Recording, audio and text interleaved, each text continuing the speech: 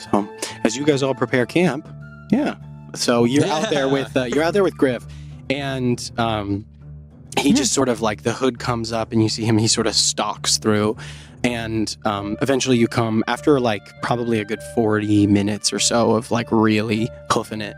He eventually like just stops, and then he looks down at the ground, and you can see like he sees a game trail that is running through the snow, and he sort of looks over at you. When'd you learn to hunt?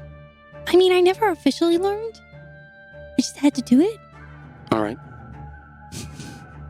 And he and he's sort of like he goes, this is a game trail. Uh-huh. It's following game trails is easy because the animals always take the path of least resistance. They're smarter than we are. So if you follow game trails, it'll take you to wherever they are. Okay. This is what it looks like. And he sort of starts pointing out to you the little subtle signs of like, and you can see how it naturally follows kind of the lowest levels of elevation. Mm-hmm. There's no wasted movement. They don't go over or under anything that they shouldn't. Like it just very kind of naturally flows with the land. And he sort of points out all those little features to you. He's like, these are deer tracks. Big one too, by the look of it. Normally they're this big, and he kind of like draws on the inner circle of the thing. And then he's like, all right, let's go. And this is the most syllables you've ever heard him say at once. What are you going to hunt with? You got a weapon? I got a couple. And I pull like a sling from my backpack. Oh. But I'm not going to use it. Okay. Good enough. All right, let's go.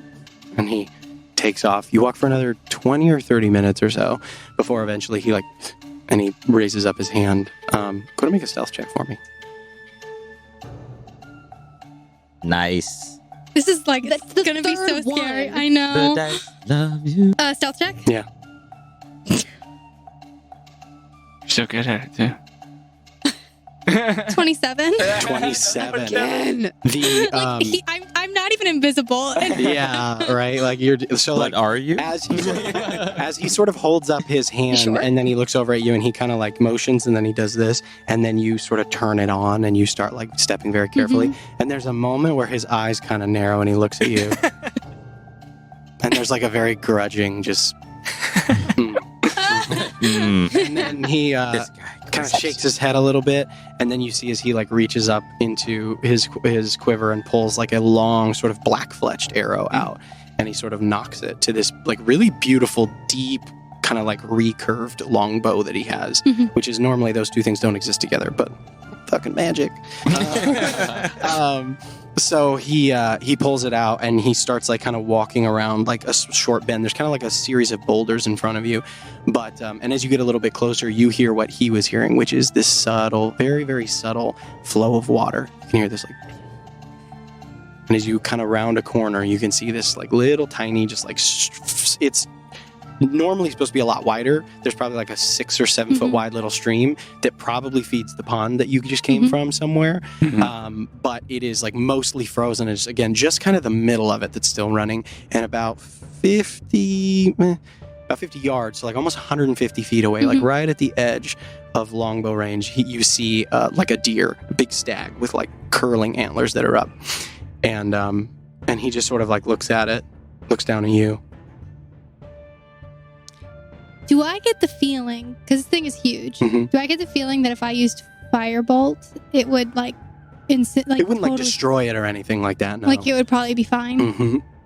Yeah. Okay, I'm gonna walk, I'm gonna stealth, like sneakily walk away from him 30 feet, because I need to be a little bit closer. But I want to do kind of like a triangle, so he's right in front of it, right? Or like on the side of it, and I want to get behind it.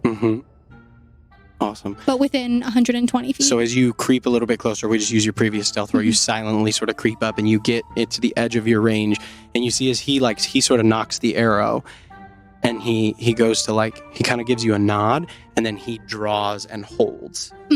I put my sling away. Like he's like and I like twist my hand and create the firebolt. And I'm ready to throw it when he nods. And he just nods at you. He's like, go ahead. And I throw it. Awesome. Make an attack roll for it. I'm nervous to use this one. This one's been like, This is good. This is good. Delivering. yeah, Yeah. that's bound to happen. Oh. That's a 14 to hit. 14. It's a deer. Yeah, It's got an yeah, armor yeah. class- it's got an armor class of like 12. Yeah. Nice. But yeah, so you see It was this, bound to happen. this thing like as your firebolt sort of streaks across the open Mhm. space and takes it like right in that sort of that spot where Yeah. where it's supposed to go, and it just drops like it Oh, just like my just fireball? drops from your fireball. Yeah, I mean Yeah. it. What you roll 3d10? Yeah. He real did. Yeah. I mean, go ahead and roll damage for me. We're gonna see actually good. because a deer. How many have a deer? Have? Can't have it. No regular. Can't deer. have- They don't have much, but I think they have more It's than like a a person. townsfolk. Remember more than a town folk. Yeah. I think they have more. They than have commoner. more than a townsfolk. Yeah. Yeah. Folk are the weakest creatures in Yeah. known Yeah, existence. 4 hit points. That's not true. Oh. Rats Okay. Rats Rat. and Go ahead. squirrels. and squirrels. Birds. I don't know. You ever tried 20. to get rid of 20? rats? Yeah. It passes through it so quickly that this creature feels no pain. Good, It literally good. just like ow, and just Oh. falls to the ground. And then you see as he lets go with attention on the Yeah. bow. He was like back because he wasn't sure. He was like, I'm gonna give it a shot, but then I'm gonna. And you see as the tension lets go from the bow, and he just nice, unconventional. And he just, We like- use what we have? he just walks over, and you follow him, and you go over there, and you see the animal sort of laid there, and he walks up to it, and he puts its hands on his hand on it, like over the wound, kind of, and you see as he reaches, like he sort of leans down, and you hear him like whisper something, like into the deer's ear almost. You speak ancient Elvish, you said, right? Mm. So you hear like the tones of Elvish, and you kind of get the Yeah. general meaning. And he says, "I honor your gift." Oh. Mm. And then he picks it up, slings it over his shoulder, and he says, "All right, good job." Thanks.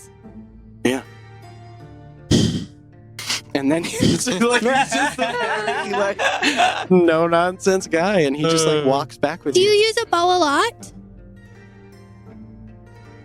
Yeah. Are there a lot of people in the town that use bows to hunt? Yeah.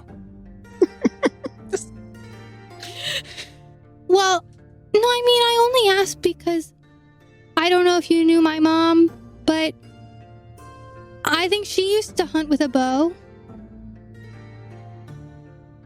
Yeah. Did you know her? Yeah. Was she nice?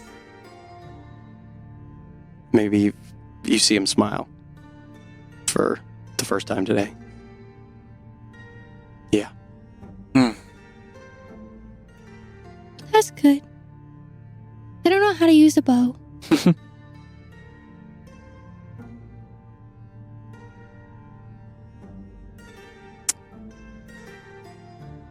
Well, I taught her, so maybe I can teach you too.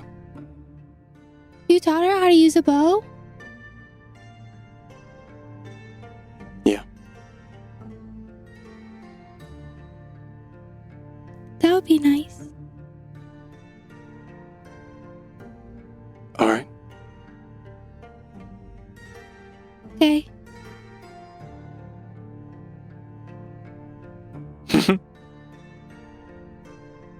We got to get you one first.